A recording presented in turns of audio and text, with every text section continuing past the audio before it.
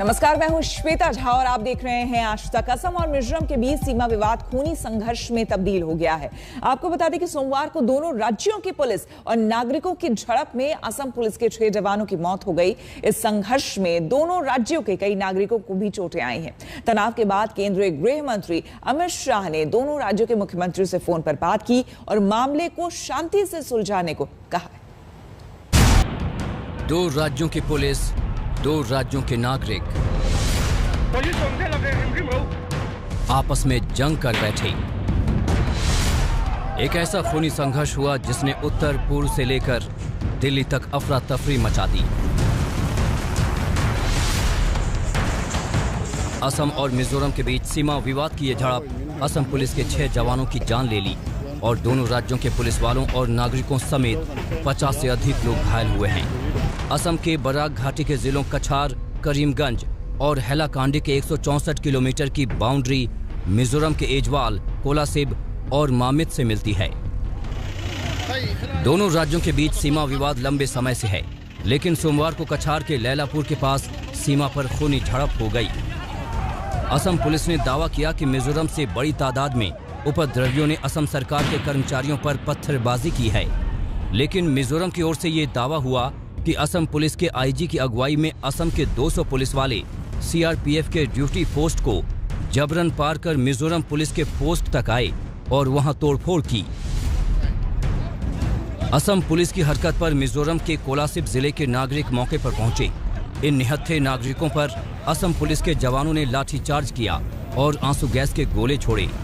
They forcibly crossed the duty post manned by CRPF personnel stationed there and overrun the duty post manned by one section of Mizoram police personnel.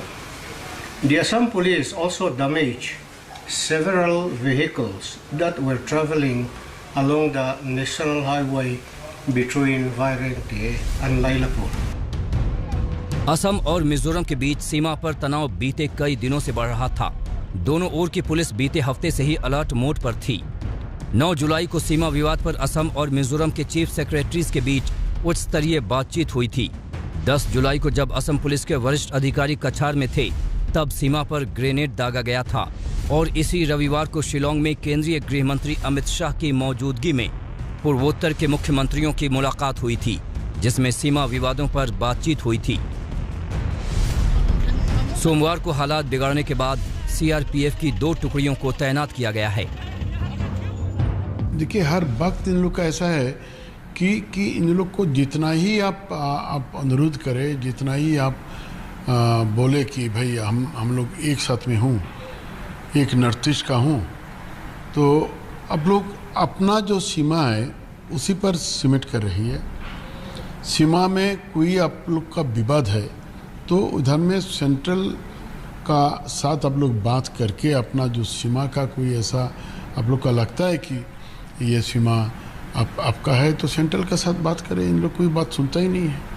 Her time में आप लोग देख रहा है कि कभी वो हैलाकांडी डिस्ट्रिक्ट में, कभी कछार डिस्ट्रिक्ट में, कभी करीमगंज डिस्ट्रिक्ट में इन लोग उतर के आ रहा है नीचे। प्रॉब्लम यही है हम लोग के लिए।